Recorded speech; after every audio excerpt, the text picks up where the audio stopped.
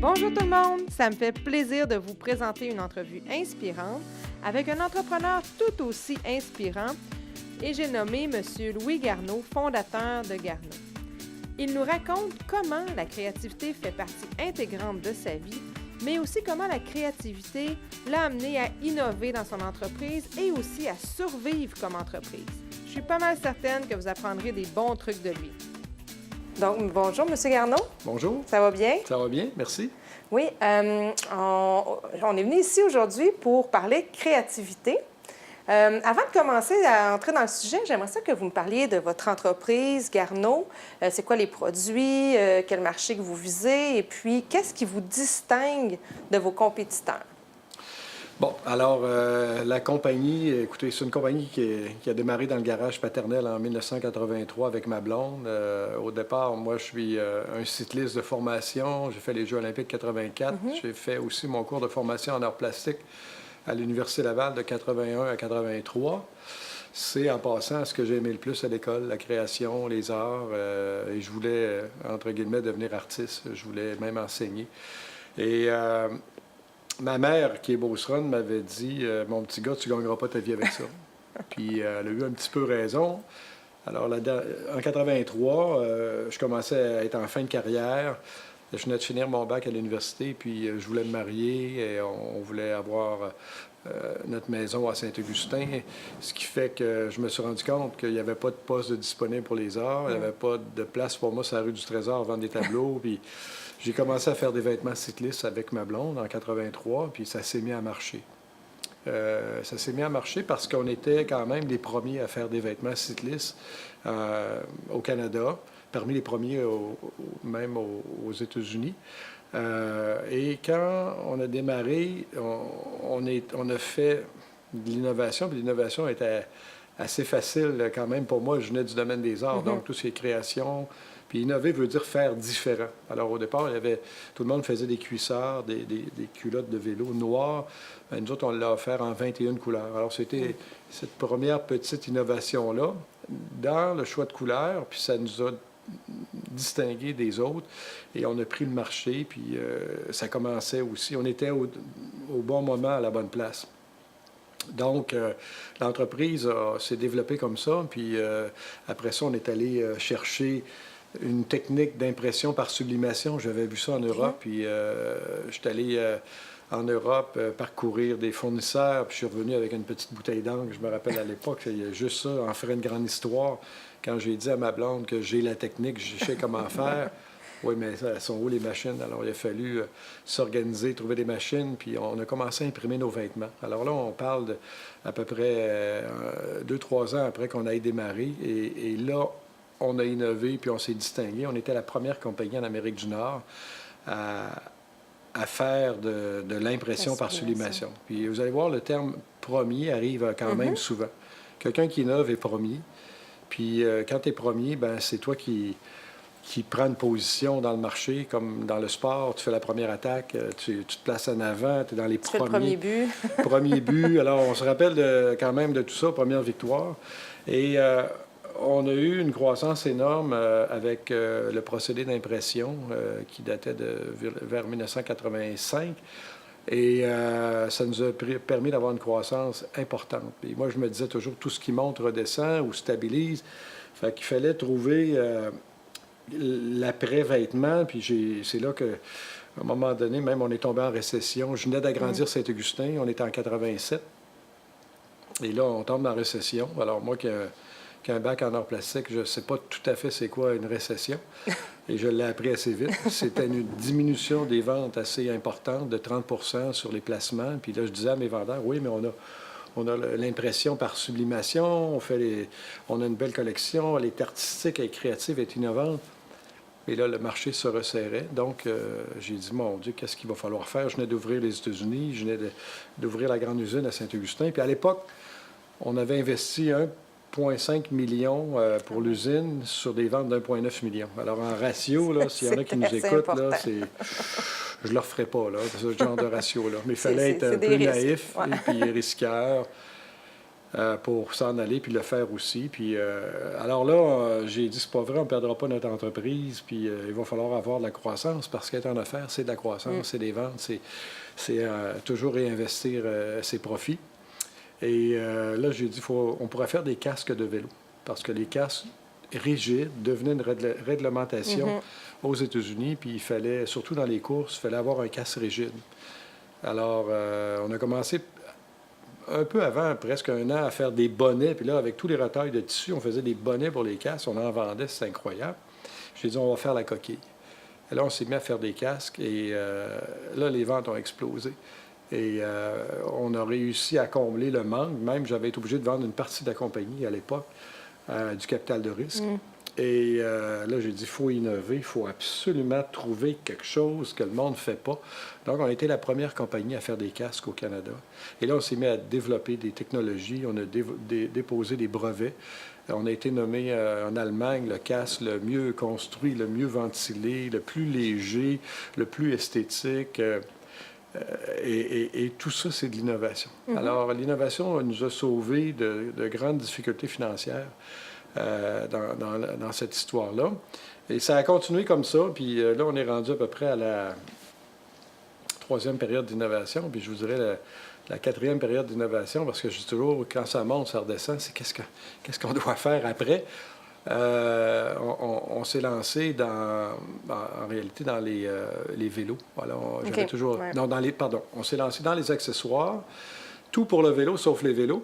Et là, on prenait la marque, puis on offrait de la tête aux pieds les produits pour le cyclisme.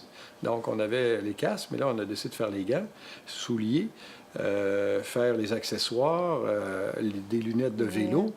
Et on était la première compagnie au monde, je viens de répéter, première encore, innovante, à offrir une marque, tous les produits pour le vélo. Ouais. Alors, quand les jeunes sont arrivés, ils ont dit, voyons, tu n'es pas crédible, tu ne peux pas faire autant de produits sous une marque. Puis là, dernièrement, on se fait copier. Presque 20 ans après, les grandes compagnies américaines nous copient, font exactement la même affaire. Mais on avait, je vous dirais, toujours 20 ans, 10 ans, 15 ans d'avance sur la compétition, sur nos clients et sur nos compétiteurs. Alors, après ça, bien, c'est ce que je disais tantôt, j'ai toujours dit que je ne ferais jamais de vélo, mais on a commencé à faire des vélos lorsque les enfants ont eu l'âge de faire du vélo aussi, tout petit. Puis j'ai créé un petit vélo d'enfant. Puis là, j'ai dit, comment je vais faire pour vendre des vélos d'enfants alors que tout le monde en vend, ils n'ont pas besoin de nous autres. Fait que là, je me suis dit, il faut innover. Et on a sorti un vélo d'enfant, mais un casque coordonné au vélo et des vêtements coordonnés au vélo. Donc, on ne vendait pas juste un vélo, un prix. On vendait l'ensemble, le petit kit coordonné. Puis je disais aux marchands, vous avez la chance de ne pas juste vendre un vélo, vous pouvez vendre le casque, les gants et le gilet. Puis c'est une première mondiale, personne n'a fait ça. Première, encore. Tout le monde avait un peu un sourire en coin dans le salon. On était à Toronto, mais c'était notre porte d'entrée. Et l'innovation, c'est faire différent. Donc, on est rentré encore là avec une combinaison d'idées, de dire on va le faire pour les enfants, puis on est rentré comme ça, puis le monde on a tout acheté, et ça a été un succès. Après ça, on a fait des vélos pour le junior, un petit peu. Et quand les enfants grandissaient chez nous, je me suis mis à faire des vélos de course parce que les gars se sont inscrits à faire des courses. Fait qu'on a eu des petits vélos de course, on était bien vus, puis là, ils sont mis à faire des courses plus sérieusement. On a fait des vélos d'aluminium, des vélos en carbone, jusqu'à temps que mon plus vieux aille au championnat du monde avec Hugo Hull, qui est maintenant au Tour de France. Et on leur a fait des vélos. Tout ça a été expérimenté ici avec les vêtements, le coordonné, les casques qui allaient de la même couleur. Tout l'ensemble qui permettait d'offrir la solution cycliste. Et après ça, bien, on a continué à innover. Puis des fois, les gens ne sont pas d'accord, mais on a commencé à... On faisait, à un moment donné, toutes les idées qu'on avait à l'usine, on le faisait à l'interne. Et à un moment donné, je me suis dit, il faudrait qu'on aille peut-être en Asie. On a été les derniers à se rendre en Asie par rapport à nos compétiteurs. Puis je vous dirais que ça a été une période d'innovation, peut-être ma 6e période d'innovation, l'Asie, qui nous a permis d'aller plus vite sans posséder d'usine, donc d'être capable de dire on va faire des vélos sans avoir l'usine, on va être capable de faire des souliers sans avoir l'usine. Et ça nous a permis de grandir assez rapidement, puis de profiter de la mondialisation en même temps, puis de garder des opérations à Saint-Augustin, puis au Vermont, puis d'être capable de marier tout ça, les petites séries faites localement, les grandes séries faites en Chine. Et on a navigué avec ça jusqu'à temps, de un moment donné, parce que moi, j'étais un peu un hyperactif là, dans ma tête. Oui, c'est vrai, je m'en conteste, je le confirme, pardon. Et on a sorti la nutrition. Parce que quand mes garçons sont sortis d'école, surtout William était sorti un an avant Édouard, ils sont allés étudier aux États-Unis, au Vermont. Encore là, on voulait faire différent, on voulait qu'ils apprennent l'anglais, on voulait qu'ils soient dans un autre milieu, on voulait que les enfants soient imprégnés de la culture du plus grand marché du monde, les États-Unis. Donc, ça faisait partie de la formation, en même temps qu'ils ont fait de la course. Puis, Édouard aussi a été un très bon coureur, mais quand William, après les championnats du monde, je fais une anecdote, à un moment donné, William fait les championnats du monde junior avec l'équipe nationale en Afrique du Sud, puis j'étais à Cape Town, puis je monte aller-retour. Fait la course, ça, puis après la course, il vient me voir, puis en tout cas, il avait tombé, puis il avait quand même bien fait avec Hugo pour leur premier championnat du monde. Il dit, je veux te parler à l'automne. Bon, j'ai dit, peut-être qu'il va m'annoncer qu'il va aller au Tour de France, que moi, j'ai pas fait, puis j'ai dit, le père était fier. Il m'annonce à l'automne qu'il veut arrêter le vélo, mais il veut devenir un homme d'affaires. Alors, j'ai dit OK. Puis là, sa mère était en arrière, puis je voyais qu'elle était déjà dans le coup, puis elle savait, puis elle baissait les yeux quand je me retournais. Donc, William veut devenir un homme d'affaires. C'est là qu'il a décidé d'aller étudier aux États-Unis. Puis son frère, l'année d'après, a dit moi aussi. Alors, ils ont arrêté le vélo, ils sont concentrés sur les études, ce qui est très bien aujourd'hui. Aujourd'hui, ils travaillent les deux avec moi. Et on s'est développé là. Et là, l'entreprise, je vous dirais qu'elle est devenue... elle a commencé à changer parce qu'après les études, moi, je disais j'avais une entreprise familiale, mais j'étais tout seul avec 400-500 personnes dans le groupe. Mais c'était pas très familial, une personne. Alors là, les gars ont commencé à travailler pour moi l'été, commencé à travailler à temps plein et à s'impliquer. William dans les opérations, Édouard dans les ventes. Victoria aussi, elle dit ça m'intéresse. Elle étudie au Collège Notre-Dame-de-Foy présentement. Elle veut devenir designer pour la compagnie. Bien entendu, on l'attend. Sa table est prête, sa chaise est prête aussi. Donc, on va être bientôt 4. Et là, on peut penser qu'on est une compagnie familiale, une famille en affaires. Et on travaille étroitement ensemble. Ça fait longtemps que je pensais à ça, mais moi, je suis celui qui a préparé le terrain avec beaucoup d'innovation, beaucoup de nouveaux produits. J'ai établi les bases pour un jour qu'il y ait une relève. Parce que des fois, il y a des belles entreprises qui n'ont pas de relève, puis il faut penser à vendre, il faut penser à... Oui, c'est le fun quand on peut léguer ça à notre famille, justement. Absolument, garder ça surtout au Québec et d'être capable de faire vivre une autre génération. Moi, j'ai beaucoup d'admiration pour les Simons. Peter, que j'ai rencontré dernièrement avec la famille, me disait que ça fait plus de 170 ans qu'ils sont en affaires. Donc, c'est des beaux patrimoines. C'est des compagnies qui se développent, qui ont des moyens, qui ont réinvesti dans leur entreprise, qui ont toujours innové. Peter Simon disait, nous aussi, on essaie d'innover dans leur façon d'acheter, de faire, de dessiner, de commercialiser. Donc, puis c'est drôle, l'innovation... J'avais écrit dès le départ en bas à la réception, « Innover ou mourir ». Oui. Puis c'est connu, d'ailleurs. Oui, c'était un peu dramatique. Puis j'ai écrit aussi « Condamné à innover », mais l'innovation fait partie prenante de l'entreprise, de son ADN. Puis je dis toujours aux enfants, votre père a bâti l'entreprise sur l'innovation, il ne faut pas l'oublier. C'est pas juste une game de commercialisation. C'est essayer de faire toujours différent, d'apporter des nouveautés, développer des produits, déposer des brevets. Puis la preuve, on a encore gagné un prix en Europe l'année passée sur un soulier qui s'est très bien démarqué. Et c'est le 3e prix qu'on gagne dans à peu près 5 ans sur le marché international. Donc, vous n'avez pas besoin de me convaincre que l'innovation, c'est important. Je vous dirais que chaque entreprise mondiale ou régionale sont condamnées à innover. Et si on n'innove pas, on va reculer, puis la compétition va prendre énormément de place. Fait que dans le fond, ce que vous dites, c'est que la créativité et l'innovation, ça a quand même eu un gros rôle à jouer dans votre réussite. si on résume, là. Absolument. L'innovation, la créativité, ça a été le cœur de l'entreprise. Hein. Je vous disais que je suis un artiste au départ qui est tombé en affaires. J'ai eu toute l'expérience du sport en arrière de moi quand même. Je savais qu'est-ce que ça prenait. Je savais dessiner mes produits. Au moins, j'avais cette économie-là. Je n'étais pas obligé d'engager tout de suite des designers. Et j'avais étudié pendant 3 ans toutes sortes de cours qui étaient psychologie de la couleur, l'histoire de l'art, qu'est-ce qui fait qu'un objet marche, qu'est-ce qui fait qu'une sculpture va être différente, puis aussi d'être capable de positionner dans le temps ton innovation. Est-ce qu'elle a déjà existé?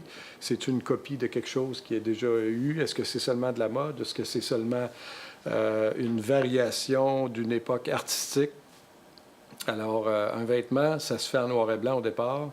Un casque aussi, puis après ça, bien, on met la couleur, puis on le coordonne, puis on fait des collections ensemble, puis on fait rêver les gens. C'est du processus artistique, beaucoup. Oui, beaucoup. Pour moi, faire un vêtement, faire un casque, faire un soulier, faire un vélo, c'est comme faire une sculpture ou faire un tableau. C'est de l'art. Il doit avoir une certaine harmonie, une grande harmonie, parce que des fois, quand on voit un produit, tout le monde, quand c'est un beau produit, puis des fois, on ne sait pas comment l'expliquer lorsqu'on n'est pas un spécialiste, mais tout le monde dit, on a un wow pour le produit, on trouve ça beau, parce qu'il y a un équilibre qui est arrivé au niveau de la proportion, la bonne couleur, au bon temps, dans la bonne époque. Puis là, bien, si tu as le bon prix, puis tu as la qualité, puis tu as l'innovation, bien, tu as une formule gagnante. Fait que dans le fond, tu sais, on vous connaît comme étant justement avoir un esprit innovateur, être créatif. En plus, vous avez étudié en art, donc ça a parti beaucoup de ça. Comment justement vous avez fait pour combiner, tu sais, être capable d'être l'entrepreneur créatif, mais aussi être le gestionnaire? Est-ce que vous aviez des petits trucs? Bien, le petit truc, c'est d'avoir une bonne équipe, qui est un gros truc en réalité, d'engager des gens supérieurs et meilleurs que moi. Et ça, il ne faut pas avoir peur. Alors, il y a des spécialistes, soit en administration, hein, que ce soit en production, ou en informatique, ou encore même aujourd'hui dans le design. Alors, le secret, quand tu fais de la course de vélo aussi, c'est d'avoir une équipe. Un Tour de France ne se gagne pas tout seul. Dans une équipe, au Tour de France, il y a un leader, il y a un capitaine, mais il y a des rouleurs, il y a des domestiques, il y a des sprinteurs, il y a des grimpeurs, il y a des gens qui vont t'aider à faire ton dépannage ou à t'alimenter. Donc, c'est un travail d'équipe. Et ça, j'ai appris ça beaucoup plus dans le sport qu'à l'école. Et j'ai répété un peu la formule qui a été un succès quand je faisais de la course de vélo. Et je me suis rendu compte qu'une équipe était la chose la plus importante. Alors, c'est une des forces chez Garneau. Dans le fond, dès le départ, vous avez commencé à vous entourer de gens pour... Il fallait, parce que j'étais très incompétent dans plusieurs domaines. Mais ce que j'aimais faire, où j'étais compétent, c'était de faire des produits. Encore aujourd'hui, mes enfants sont en train de prendre la relève. Et j'ai dit, moi, là, les gars, vous ne me tasserez pas, mais je vais rester à faire des produits. Je vais rester avec les jeunes chefs de produits, les designers. Puis moi, je voulais aussi enseigner. Donc, ça va me permettre de réaliser ce que j'ai rêvé, d'être capable de transmettre ma passion, mon expérience en même temps, puis de montrer aux jeunes comment faire un produit qui est intéressant, les motiver à compléter ou à aller plus loin dans l'élaboration d'une ligne de produits, que ce soit des raquettes, ou que ce soit, par exemple, un vélo, des souliers, des gants, un casque, des lunettes ou des vêtements. Alors, mon rôle, c'est d'être proche de l'équipe. De coacher, dans le fond, ces gens-là. Oui, et je vais me tenir là pour la fin de ma carrière. Et je vais aussi, pour la fin de ma carrière, essayer de faire plus de tableaux. J'ai un atelier d'art à même l'usine, une galerie d'art, et je fais des tableaux parce que je voulais faire ça. Ça fait partie de votre passion aussi. C'est un accident, moi. J'ai été en affaires parce que j'avais besoin... Ma mère avait dit, tu ne gagneras pas ta vie avec ça, mais il fallait que je gagne ma vie pour marier Monique. Puis, par accident, j'en fais un peu une anecdote, une blague, il a fallu que je fasse des culottes de bicycle pour me marier puis gagner ma vie. Monique était infirmière, elle travaillait à l'usine aussi. Fait que ça a été beaucoup de travail dès le départ, mais j'ai suivi les chemins que la vie m'a montré. Alors, la vie m'a montré à 12 ans, les courses de vélo, je suis embarqué, je suis allé au fond, j'ai fait les Jeux olympiques. Je suis rentré en affaires parce qu'il fallait que je paye mon épicerie. Une question de survie, oui. Je voulais survivre. Alors, j'ai commencé à faire des culottes de vélo avec ma blonde qui était bonne en couture. On a bien fait, on s'est concentré, on est allé loin. On est devenu une compagnie internationale. Et là, ben, je fais des tableaux, puis j'en vends. J'ai financé une équipe de course l'année passée. J'ai aidé à financer le Musée du Québec aussi dans une campagne de promotion.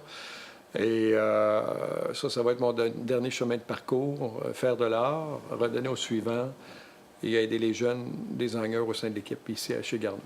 Justement, quand on parle d'aider les jeunes ou de voir comment la créativité peut se perpétuer, là, justement, dans l'entreprise, dans les autres générations, dans les gens qui sont là, y a-t-il des façons que vous faites, des stratégies? Tu sais, il y en a qui vont avoir des pratiques d'affaires, justement, ils vont donner du temps pour travailler sur des idées ou ils vont donner d'autres, ils vont faire d'autres choses qui vont aider les gens à rester créatifs dans l'entreprise. Est-ce que des choses que vous faites? Bien, il faut que l'entreprise rayonne d'innovation. Il faut que l'entreprise rayonne, je vous dirais, d'idées, et tout ça se fait par la communication. Alors, à l'interne, on communique, ce qui nous aide beaucoup par Internet, médias sociaux. On est capable de communiquer énormément qu'est-ce que l'entreprise fait. Présentement, c'est les Jeux olympiques. Bien, on a des patineurs qui ont les casques Louis Garneau. Alors, on l'a envoyé à tout le monde. Tout le monde est fier de ça. Il y a 2 ans, c'était l'équipe canadienne de vélo qui était aux Jeux olympiques. On voyait nos produits, les couturières voyaient leur réalisation, les designers aussi en même temps. Donc, lundi, par exemple, il y a Lionel Sanders, qui est un grand Ironman, qui va venir ici parler aux employés. Okay. Donc, toute ça, cette communication-là, si on va à la cafétéria, on a des posters de coureurs qui ont fait le Tour de France, qui ont porté le maillot jaune, qui ont porté des produits Garneau. Alors, moi... Ça stimule les gens. D'en parler, d'aller voir. Et tous les lundis matins, j'ai un message du président qui parle d'une nouvelle, d'un nouveau produit, d'une participation d'un athlète à telle place. Et j'ai jamais arrêté. J'ai 52 messages du président par année. Et ça, c'est une discipline. Je continue à le faire et je communique. Et on essaie de stimuler tout le monde à montrer. On a la chance de faire des produits qui sont élégants, qui sont beaux, innovateurs. On ne travaille pas juste dans l'acier ou par exemple, comme on dit dans l'industrie, dans le B2B. On travaille au consommateur un produit fini. Donc, c'est beau, c'est la mode, c'est technique, c'est des outils ou des produits qui servent à gagner des médailles aux Jeux olympiques ou ailleurs. Donc, les résultats sont concrets pour les gens. C'est très concret. On a un babillard qui est rempli d'images, puis on communique. Donc, dans le fond, c'est vraiment une question de culture d'entreprise, plus que, tu sais, des fois, des gens dans les PME manufacturières vont me dire « Oui, mais tu sais, Cynthia, moi, je suis pas dans le domaine du jeu vidéo, là, puis là, je commencerai pas à mettre une glissade dans mon entreprise parce que ça rend les gens plus... ça les stimule, puis tout ça. » Mais c'est plus une question de culture d'entreprise, dans le fond. C'est une question de culture d'entreprise. Ici, à l'interne, on a un local de création. C'est un lieu où on se réunit, qui est un peu éclectique. Il y a des tableaux d'art, il y a différents objets à l'intérieur. On a une salle d'entraînement. On permet aux gens de s'entraîner, essayer les produits, d'aller s'entraîner le midi, d'avoir un échange entre les chefs de produits.